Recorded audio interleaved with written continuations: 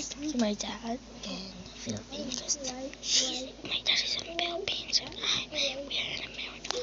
So this thing.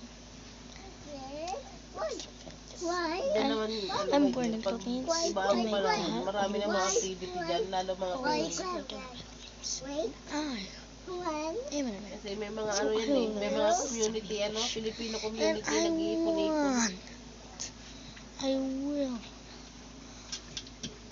to see. Halimbawa, sabi, linggo, may happening sa mga Pinoy, linggo, sabi na dito, makita tayo, sa ganitong lugar. Brianna. Mga park kasi dyan, my dear. Brianna, Ha? like that. Park I want to see him. kasi ang puntahan dyan, so my dear. Park. And now,